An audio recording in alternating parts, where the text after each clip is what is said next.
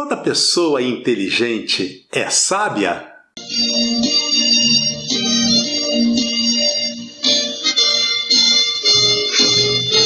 Lição 9. Jó e a inescrutável sabedoria de Deus. Já pode aí fazer o seu like, que é muito importante, ajuda muito. Comente, curte, compartilhe e se inscreva no canal. Vê aí se está acionado, porque precisa ficar lá inscrito e na cor cinza, né? Se tiver vermelho significa que você não está inscrito. E também, se você ativar o sininho, ajuda também para você receber os avisos de assim que a gente postar as demais mensagens. Esse vídeo também a gente precisa dizer algo edificante à equipe do GEMEC, que é composta também pela Uzi Uchoa, e eu quero deixar para vocês 1 Coríntios capítulo 15, versículo 58. Sabei que o vosso trabalho não é vão no Senhor. O GEMEC é o grupo de trabalhos evangélicos que são realizados no Ministério da Educação já há bastante anos. E agora estamos chegando aí já na época do final de ano, então como parte da confraternização, fica aí essa mensagem para vocês.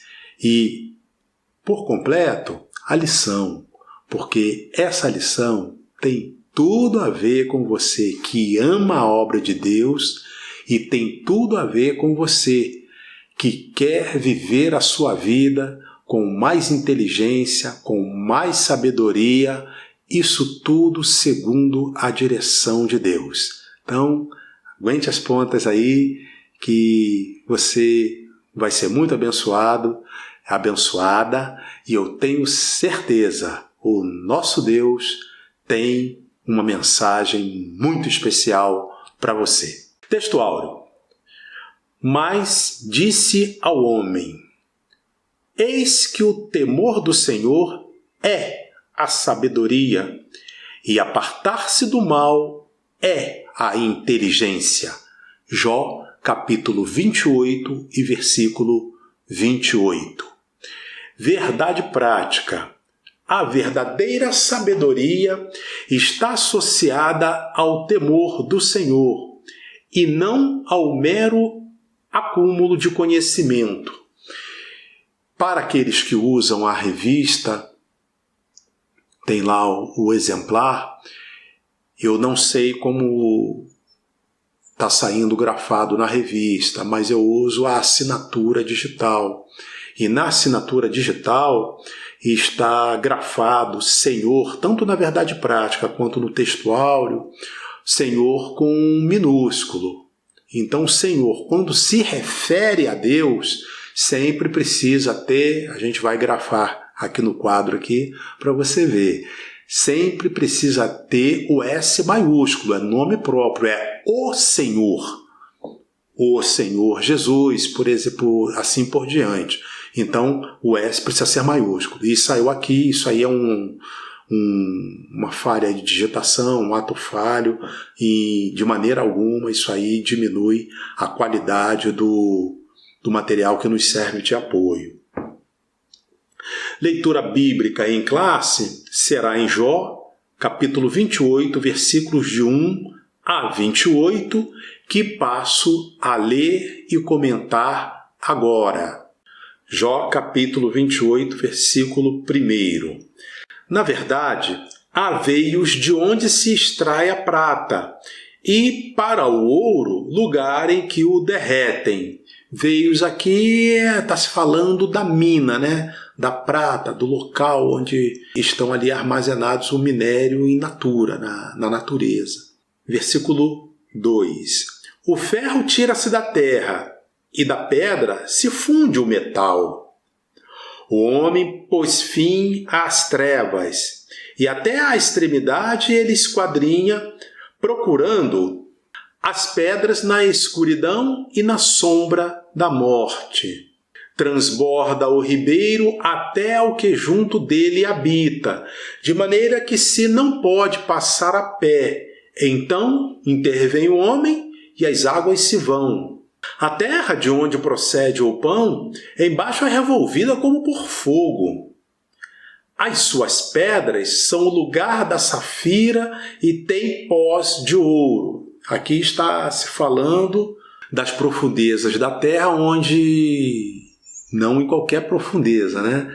Mas quando é o caso, as minas de ouro, no caso aqui foi citado safira também, cavando vão estar na profundidade da terra. Aí quantos metros é para encontrar, pastor? Aí eu também não sei. Senão eu estaria possivelmente até trabalhando com isso, né?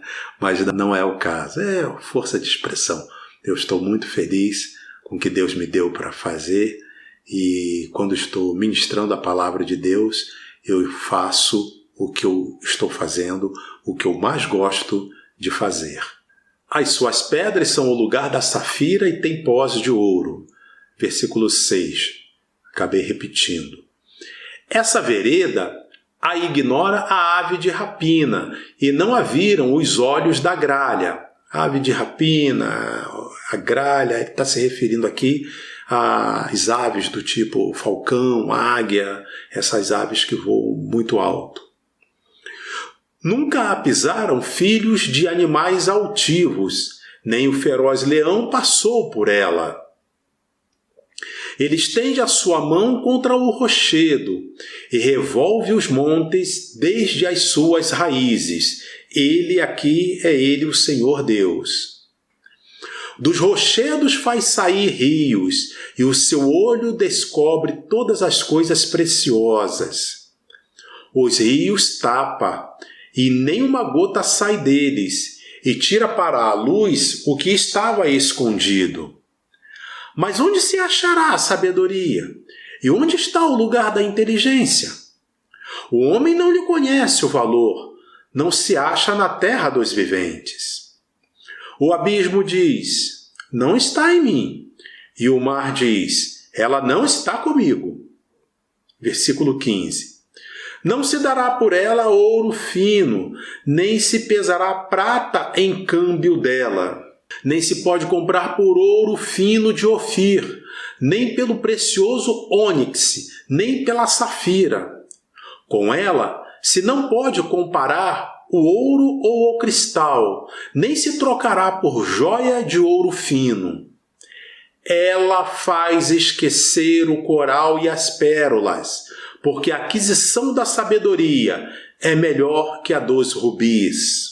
Não se lhe igualará o topázio da Etiópia, nem se pode comprar por ouro puro. De onde, pois, vem a sabedoria e onde está o lugar da inteligência? Porque está encoberta aos olhos de todo vivente e oculta às aves do céu. A perdição e a morte dizem, ouvimos com os nossos ouvidos a sua fama. Deus entende o seu caminho e Ele sabe o seu lugar. Quer dizer, Deus sabe o lugar da sabedoria, né? Porque Ele vê as extremidades da terra e vê tudo o que há debaixo dos céus. Quando deu peso ao vento e tomou a medida das águas, quando prescreveu uma lei para a chuva e caminho para o relâmpago dos trovões, então a viu e a manifestou. Estabeleceu-a e também a esquadrinhou. Mas disse ao homem, eis que o temor do Senhor é a sabedoria, e apartar-se do mal é a inteligência. O objetivo geral dessa lição, mostrar que a verdadeira sabedoria consiste no temor do Senhor. Nesta lição, veremos uma das mais belas exposições bíblicas sobre a sabedoria. O capítulo 28 do livro de Jó, que nós acabamos de ler, lemos do versículo 1 ao 28, né? foi propositadamente colocado pelo autor para delimitar o fim dos longos discursos dos amigos do homem de Uz. Homem de Uz, quem é? Jó. Os amigos do homem de Uz. Então, as 3 últimas lições, nós estamos na lição 9.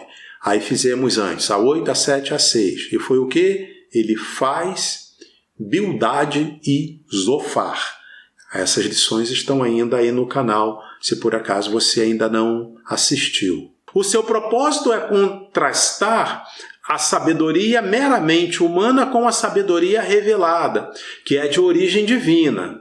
Assim, temos o objetivo de declarar que somente Deus é a fonte da verdadeira sabedoria.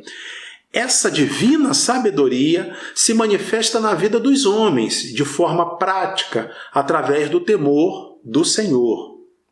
Essa lição será ministrada em 3 capítulos. O capítulo 1, a sabedoria vista como um bem natural.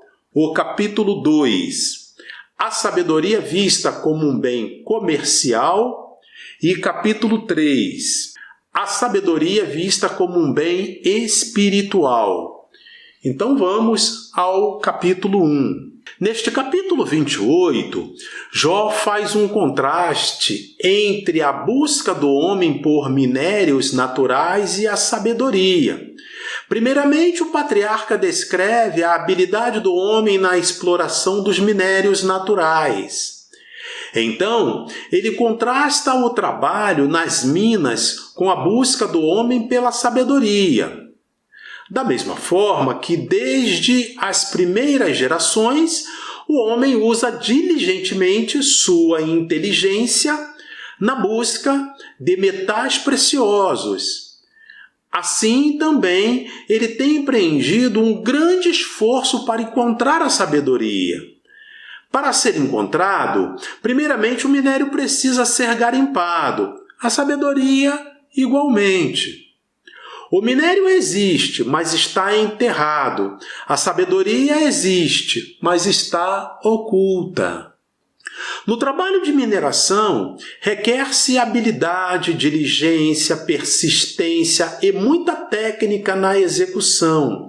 A busca da sabedoria também demanda tais características. As minas geralmente são locais de difícil acesso e de pouca iluminação.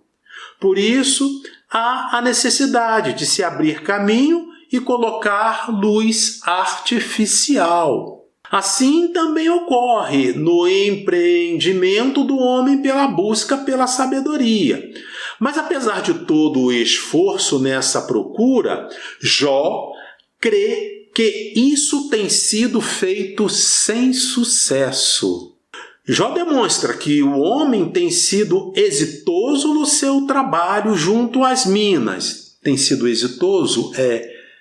Tem tido seu esforço coroado de êxito.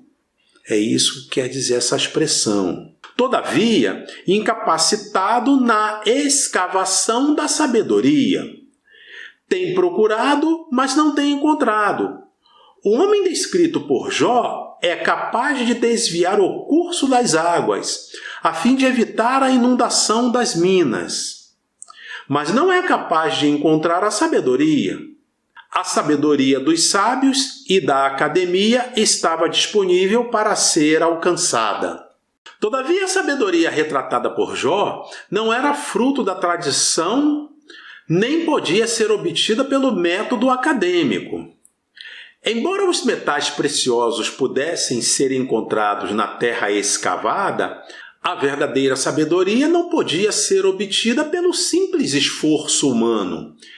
Isso justificava o conflito que havia entre a teoria teológica dos amigos de Jó e a vivência concreta do patriarca. Portanto, a verdadeira sabedoria não era propriedade dos sábios, mas uma dádiva de Deus. Tiago nos lembra que, abre aspas, se algum de vós tem falta de sabedoria, peça a Deus, que a todos dá liberalmente e não lança em rosto, e ser-lhe-á dada. Fecha aspas. Dentre os homens sábios da Bíblia, no Antigo Testamento, é importante lembrar de Daniel. E o texto de Daniel, capítulo 2, versículos 18 a 20, então vai ser apenas 2 versículos. A gente vai ler, colocar também a referência aí no quadro, para facilitar que fiquemos todos na mesma página. Assim está escrito: E ao fim dos dias em que o rei tinha dito que os trouxessem, o chefe dos eunucos os trouxe diante de Nabucodonosor. O chefe dos eunucos trouxe diante de Nabucodonosor, o rei da Babilônia, as pessoas cujos nomes a gente vai dizer nesse versículo seguinte. E o rei falou com eles, e entre todos eles não foram achados outros tais como Daniel, Ananias, Misael e Azarias. Por isso permaneceram diante do rei. E em toda matéria de sabedoria e de inteligência, sobre que o rei lhes fez perguntas, os achou 10 vezes mais doutos do que todos os magos ou astrólogos que havia em todo o seu reino. A gente falou um pouco disso nas lições aí do trimestre passado, eu creio, quando a gente falava alguma coisa dos povos que foram levados cativos. O povo de Israel levado cativo para a Babilônia pelo exército de Nabucodonosor. E são 3 investidas, que Nabucodonosor faz. Então, são 3 gerações, num espaço relativamente pequeno de tempo, que ele leva para a Babilônia. E num espaço de tempo desses, ao momento que ele leva as pessoas que ele entendia serem as mais sábias que estavam lá em Jerusalém. E é nessa leva que vai Daniel e esses outros 3 aqui, Ananias, Misael e Azarias, que vai aparecer depois naquele episódio da fornalha de fogo, como Sadraque, Mesaque e Abednego. E aí, já de antemão, se você ficar sem entender alguma parte do que a gente vai falando aqui, vai lá no comentário lá, mas aí também me ajuda, lá no comentário do YouTube, e chega lá e pergunta lá o que você não entendeu, o que você quer saber, que a gente vai lá e explica direitinho, tá? Então, Daniel e esses 3, o texto relata que o rei Nabucodonosor os achou 10 vezes mais doutos. Ora, pode ser até uma hipérbole, mas a verdade é que ele tinha em sua corte, Nabucodonosor, o rei da Babilônia, tinha ali magos, astrólogos, sábios, gente muito bem formada do ponto de vista intelectual. E mesmo assim, a passagem ali tem aquela riqueza de detalhes do alimento que manda dar para Daniel e seus amigos. Daniel diz que não quer aquele tipo de alimento, que ia comer apenas frutas e legumes, enfim. Mas o ponto é que quando chega nisso aqui tem essa surpresa agradável do rei. Acha esses muito inteligentes. E tudo isso o livro de Daniel depois vai mostrar, Deus dando revelações a Daniel. E essa lição ela vai demonstrar que inteligência e sabedoria são próximas, mas não são sinônimos. Principalmente à luz da Bíblia. A inteligência você pode colocar como a capacidade de aprender e normalmente é até confundida com um grau de conhecimento. A pessoa foi para a escola, aí teve um bom professor e aprendeu coisas. Hoje a gente tem internet também, E a internet todo mundo vai lá. Um adolescente começa a pesquisar na internet, ele começa a ter informações. Estou falando do lado bom da internet, tá? Porque é claro que aquilo ali é uma faca de 2 gumes também. Então, mas do lado bom da internet, vai conseguir tirar muitas coisas, inclusive essa lição que vai estar no YouTube. a melhor maneira que a gente tem de demonstrar. Mas então eu queria dizer que, dentre os sábios do Antigo Testamento, um que a gente merece destacar é Daniel. E por tudo que está no livro, aí as revelações, depois Daniel vai aparecer junto a Nabucodonosor e depois ele vai participar dos momentos finais de Belsazar, que resolve profanar os utensílios do templo de Jerusalém, que foi levado também junto com os cativos para a Babilônia. Belsazar resolve profanar e aí vem aquela mensagem, a mão de Deus com ouro escrito lá na parede. Acho que eu vou deixar referência aí também para você olhar, que aí você, se quiser, pode se especializar um pouco mais. E ali escrito Mené, Mené, Tekel e Parsim. Aí o que é isso? E Belsazar, a essa altura, é o neto do Nabucodonosor, né, na sequência de herança do trono. E ele não conseguia ninguém que interpretasse aquilo. Aí ele manda chamar Daniel. Daniel interpreta aquela visão que todos podiam ver, que ele ia perder aquele trono ainda naquela mesma noite. E do jeito que Daniel falou, se cumpriu. A síntese desse capítulo 1, Jó descreve o contraste entre a busca do homem por minérios naturais e a sabedoria. Capítulo 2. A sabedoria vista como um bem comercial. Podemos ver um paralelo entre a sabedoria exposta por Jó, neste capítulo 28, com a descrita no livro de Provérbios. Esse livro, por exemplo, contém várias exortações para se adquirir a sabedoria. Todavia, há uma diferença entre o que Jó ensina e o que Salomão ensinou sobre a sabedoria em Provérbios. Aí lembrando, Salomão é o autor do livro de Provérbios. Provérbios é o livro que está depois de Salmos. Então, se você abrir a Bíblia, a maioria das Bíblias, se você abrir no meio, vai cair no livro de Salmos. Aí você vai até o final, quando terminar Salmos, está no livro de Provérbios. Quase uma dica, se você nunca leu, depois de uma dica dessa, você pode ler pelo menos um capítulo, né? Que vai ser ali um pedaço ali de uma página, um pedacinho à toa, já pode ler, né? Já pode começar a ter uma intimidade aí com a Bíblia. Em Salomão, a sabedoria tem um custo e pode ser encontrada, se buscada com diligência e entendimento. Ela tem seu preço e pode ser passada de pai para filho. Por outro lado, para Jó, a sabedoria está em outro patamar. É uma expressão que está na moda, né? Vem se falando muito isso aí no futebol. Ela tem valor, mas não tem preço. Como bem destacam pesquisadores, a sabedoria em Jó é incomparável. Não se pode comprar ou trocar pelos outros tesouros. É patrimônio exclusivo de Deus. Não é possessão dos mestres. Por isso, não pode ser transmitida.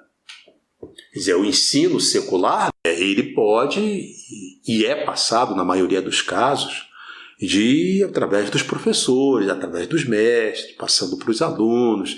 Aí chega um ponto que o aluno já está mais adiantado, já consegue pesquisar por conta própria, aí chega nas universidades, enfim. Mas muita coisa pode ser passada, até a orientação de que livro ler, muita coisa pode ser passado pelo professor, pelos mestres para o aluno. O aluno aprende muita coisa dessa forma.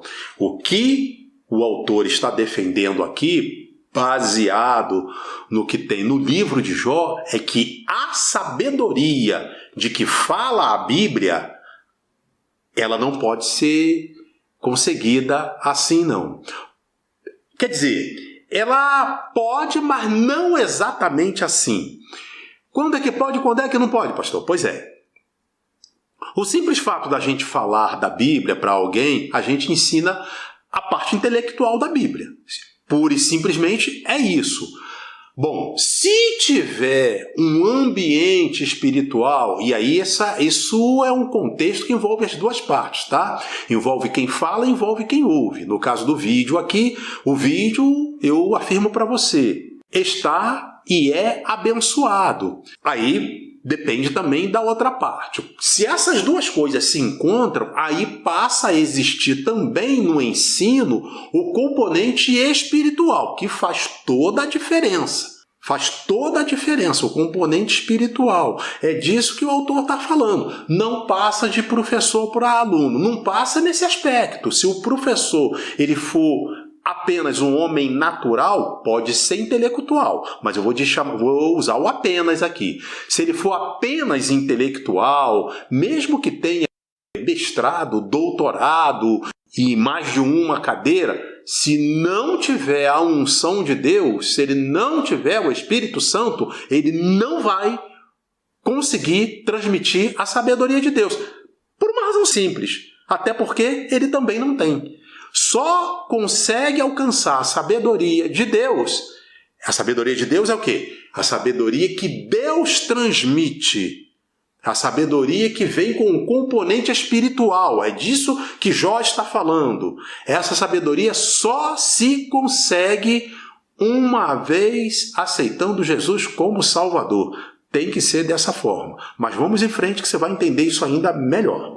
Quanto ao valor da sabedoria, vale a pena recordar o que disse certo pregador, abre aspas, a sabedoria é o uso correto do conhecimento. Conhecer não é ser sábio.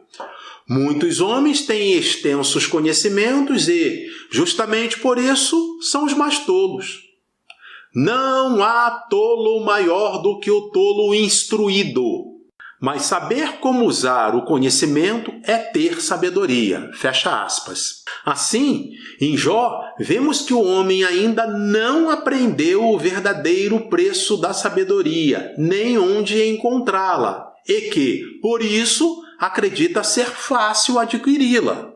Ser fácil adquiri-la. As coisas de Deus não são fáceis, mas também não são difíceis. Porque o trivial pode não ser suficiente, mas quando alguém se propõe a seguir os caminhos de Deus, as coisas começam a acontecer, começam a funcionar, começam a fazer sentido.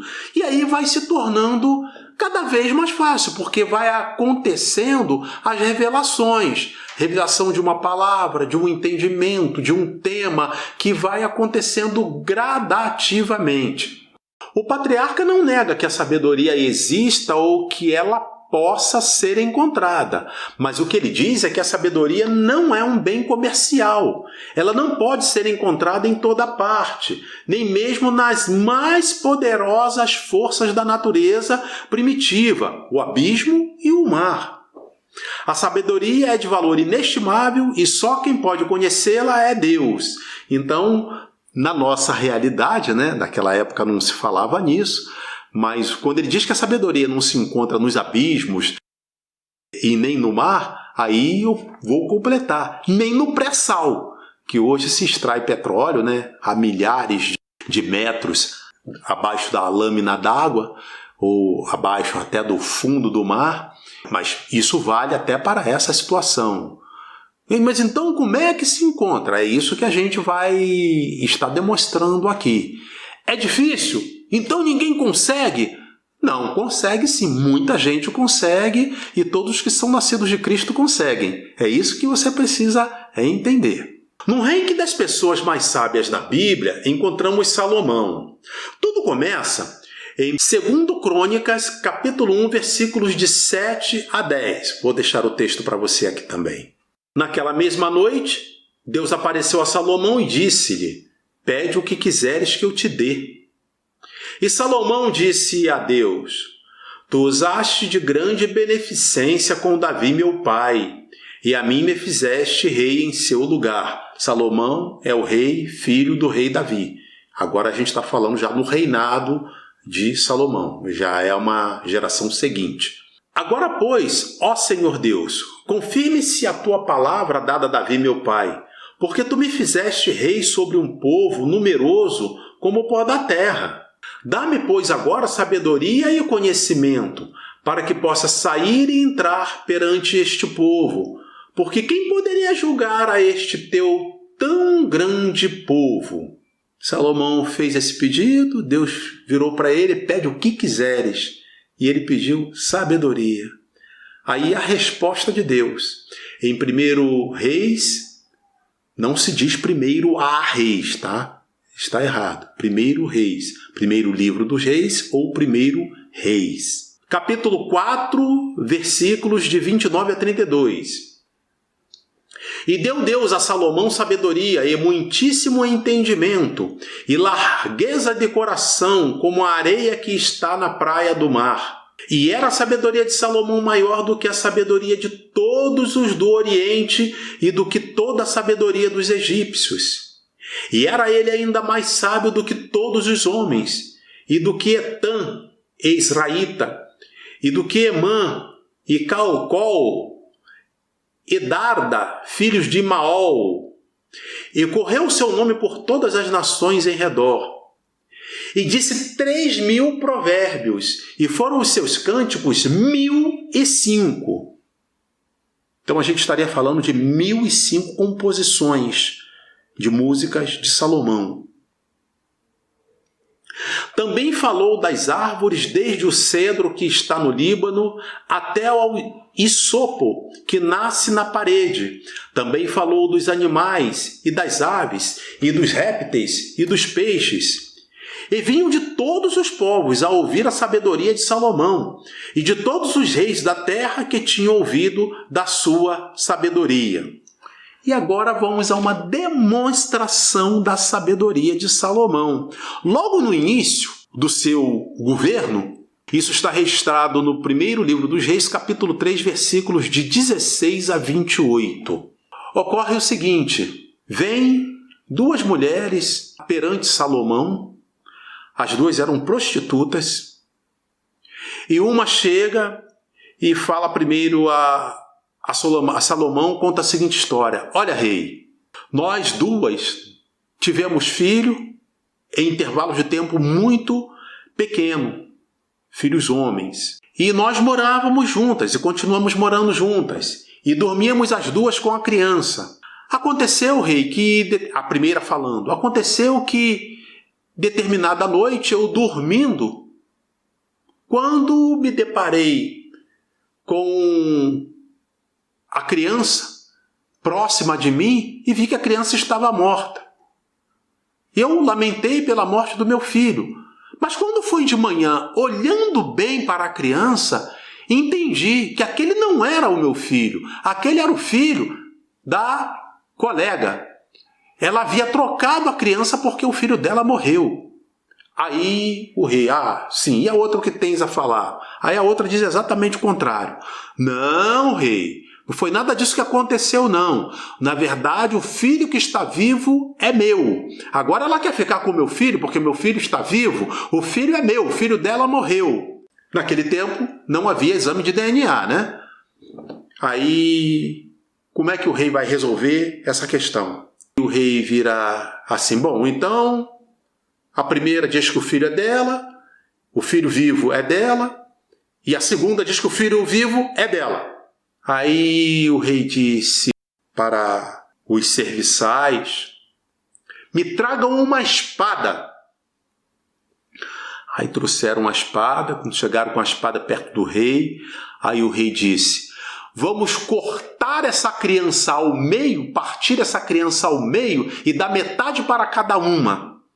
E assim a gente encerra esse assunto. Aí a primeira virou para ele e disse assim: rei, por favor, não faça isso com o menino. Eu concordo, dá a criança para ela, não faça mal ao menino. Aí o rei foi e olhou para a outra. E ela disse: muito bem, rei, faz isso mesmo, que não fique nem para uma nem para a outra. Aí naquela mesma hora Salomão teve o discernimento de Deus. Entrou a sabedoria de Deus. E ele disse: dá o filho para essa que quis poupar a criança, porque ela é a verdadeira mãe. Essa sentença de Salomão correu as redondezas, correu o mundo da época conhecido pela sabedoria de Salomão. Isso ocorreu, muitas pessoas falam, como é que o rei poderia resolver esse assunto? E todos admirados de como ele encontrou uma saída muito boa. A síntese desse capítulo 2, a sabedoria não tem preço, mas tem um valor que remonta ao temor do Senhor. Capítulo 3, a sabedoria é vista como um bem espiritual. Está chegando lá, né? No versículo 20 do capítulo 28 de Jó. Jó faz a importante pergunta, abre aspas, de onde, pois, vem a sabedoria e onde está o lugar da inteligência? Fecha aspas. Anteriormente, Jó fez um contraste entre o trabalho de um minerador e o de quem procura a sabedoria. Nele, os homens, semelhante a um mineiro, têm garimpado à procura da sabedoria, mas mesmo assim não têm achado. Toda diligência, técnica e determinação não têm sido suficientes para que ele a encontre. A sabedoria não está no centro da terra, nem com os sábios, de forma que possa ser passada pela simples via da tradição. Ela está oculta. Todos os esforços humanos revelam-se inúteis na sua aquisição. A sabedoria está em Deus e somente Ele pode outorgá-la.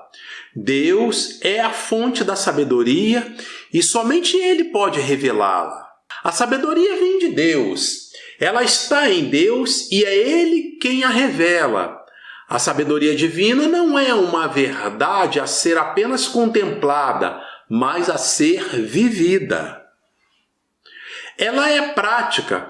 Jó diz que a sabedoria está no temor do Senhor. E é o texto áureo, né? Capítulo 28, versículo 28. O temor do Senhor aproxima o homem de Deus e o afasta do mal. A sabedoria, portanto, é relacional. Esse foi um testemunho que o próprio Deus já havia dado sobre Jó. Ao contrário de seus amigos, ele vivia a sabedoria divina, não apenas a sabedoria contemplativa, tradicional, transmitida pela tradição.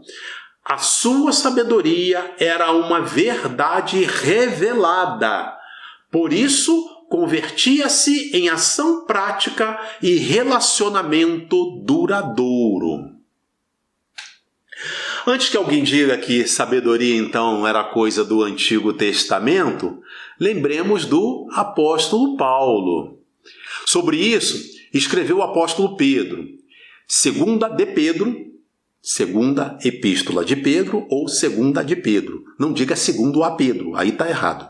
Segunda de Pedro, capítulo 3, versículo 15, parte B a 16. Como também o nosso amado irmão Paulo vos escreveu, segundo a sabedoria que lhe foi dada, falando disto, como em todas as suas epístolas, entre as quais há pontos difíceis de entender, que os indoutos e inconstantes torcem e igualmente as outras escrituras para a sua própria perdição. Bom, pegamos um gancho aqui. Pedro está falando que nas epístolas de Paulo, e aí, Romanos, 1 Coríntios, 2 Coríntios, Efésios, Gálatas, 1 Tessalonicenses, 2 Tessalonicenses, Filipenses, Filemão, 1 Timóteo, 2 Timóteo, Tito. Então são epístolas de Paulo. Colossenses, todas com um arsenal muito vasto de textos doutrinários para sistematizar o cristianismo. Então é disso que Pedro está falando. Aí Pedro acrescenta, ali há pontos difíceis que os indoutos torcem para a própria perdição. E já que a gente falou nisso, eu hoje encontrei, por acaso, uma irmã, amiga, e a gente voltou àquele tema, né? Daquele pastor cidadão, Bom, ele se diz pastor, que disse que precisava atualizar a Bíblia. Isso foi lá nos primeiros dias aí do mês de novembro, no início do mês. Precisava atualizar a Bíblia e ele se aferrava à questão homossexual, que a igreja tem que encontrar um lugar na Bíblia. Em outras palavras, ele queria dizer, encontrar um lugar na Bíblia para dizer que o homossexualismo não é pecado, deixa de ser pecado. Pois é disso aqui que esse texto aqui de Pedro está falando. Distorcendo as Escrituras para a própria perdição. Eu fiz um comentário disso, foi logo na lição seguinte, creio que foi na lição do segundo domingo de novembro, e na época eu falei, eu vou repetir, e pensar que um pastor de uma igreja grande, pentecostal, foi para as redes sociais defender esse absurdo. Disse e repito, isso a gente lembra para vergonha nossa. A Bíblia não pode ser mudada por homem algum. Aí a gente vê a diferença entre o que é sabedoria, intelecto, mesmo que seja um intelecto teológico, e o que é a sabedoria de Deus, o que é revelação das Escrituras. Aí vem a sabedoria. A síntese desse capítulo 3, a sabedoria é uma verdade revelada e tem implicações práticas. Concluindo, vimos que mesmo com o empenho na busca da sabedoria, os resultados não são satisfatórios. A sabedoria não é alcançada. A sabedoria é um bem valioso e caro. Ela não tem apenas preço, mas sobretudo valor. Ela não pode ser comprada ou comercializada, nem mesmo pode ser herdada. Ela é uma verdade revelada. Somente Deus é a fonte legítima da sabedoria. Ela se materializa no temor do Senhor. Quem teme ao Senhor é um sábio. Pois é, o temor do Senhor é a sabedoria, ou o temor do Senhor é o princípio da sabedoria. O contrário disso é que não temer ao Senhor, e aí tem aquele que ainda, tem até um político aí bem famoso, que ainda se enche de razão para dizer, eu sou ateu. Ele diz, né? Aí a Bíblia diz assim, ó, diz o nécio no seu coração, nécio é tolo, não há Deus. Pois é, essa lição é para mostrar que pode ter todos os cursos superiores, todos os cursos de pós-graduação, de mestrado, doutorado, PhD e etc. Se não temer o Senhor, é um tolo, segundo as Escrituras. Há um jargão no meio acadêmico que diz que é muito sábio aprender com os erros dos outros. Isso está quase certo. De maneira geral, no meio até acadêmico, no meio intelectual, isso até que funciona bem. Mas quando falamos de sabedoria de Deus, isso deixa muito a desejar. Porque, olha só, nós falamos da sabedoria de Daniel, falamos da sabedoria de Salomão, falamos da sabedoria do apóstolo Paulo. Mas o ser humano mais sábio que apareceu na Terra foi o Senhor Jesus. Senhor Jesus, tivemos lição sobre isso. Eu digo, quando estava aqui na Terra humanizado. Era totalmente Deus e era totalmente homem. Mas como é que você vai explicar isso?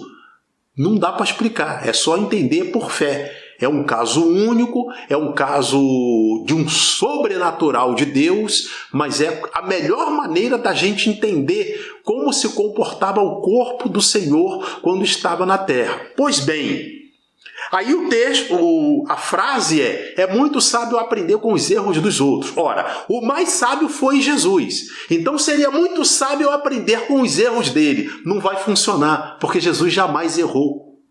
Jesus não cometeu nenhum pecado. Não cometeu nenhuma falha. Por onde ele passava, sempre era cercado de muita gente. Estavam ali vários fariseus, que eram pessoas que estudavam a Bíblia, saduceus que estudavam as Escrituras. E ele disse: quem de vós me acusa de pecado? Aí todos ficaram quietinhos. Mesmo assim, acabaram crucificando o Senhor, mas não encontraram nele falta alguma. O próprio Pilatos disse: eu não vejo nesse homem mal algum, não vejo nele falta alguma. Então, olha só, não dá para fazer isso, mas não dá para fazer isso o quê? Não dá para aprender com os erros de Jesus, porque ele não os cometeu. Mas dá sim para a gente aprender com as palavras do Senhor Jesus Cristo e com os seus exemplos. Se você conseguir fazer isso, você será uma pessoa sábia. E olha que nesse particular, no conceito de Deus, a sabedoria não reside em falar bonito, em ter uma concordância verbal, nominal, espetacular, em ter um vocabulário riquíssimo, em falar vários idiomas. A sabedoria consiste em se temer a Deus, temendo ao Senhor, honrando ao Senhor, crendo no Senhor e Salvador Jesus Cristo. Você se torna uma pessoa sábia. E à medida que você cresce com a sua comunhão, você vai crescendo na graça e no conhecimento do Senhor, como diz lá em Oséias. Crescendo na graça e no conhecimento do Senhor, você vai também crescendo em sabedoria. Isso vale para quem tem muito estudo e para quem tem pouco. Vale para quem tem pós-graduação, nível superior, e vale para quem é analfabeto. Olha só, no dia do Senhor vai ter vários analfabetos que encontraram o reino dos céus. E, lamentavelmente, a gente vai se deparar com vários doutores que não encontraram. Aí vai ficar fácil a gente dizer quem foi mais sábio. É dessa sabedoria que Jó escreve no capítulo 28 do livro de Jó. Amém? Mais uma vez, meus parabéns. Se tiver assistido até aqui, os irmãos do GEMEC, que estão fazendo aí a sua confraternização de final de ano, um grande abraço da parte de nosso Deus. E a você que também sempre nos acompanha, não esqueça o like, que é muito importante, comente, compartilhe, curta, mantém lá, inscrito lá, consegue mais alguém para ver se a gente atinge logo aquela meta, que a gente já avançou bastante, mas ainda falta alguns ainda. Vê se você consegue falar com mais alguém. Ô fulano, se inscreve aí também, fala com o marido, fala com a esposa, fala com o filho, fala com a mãe, fala com a avó.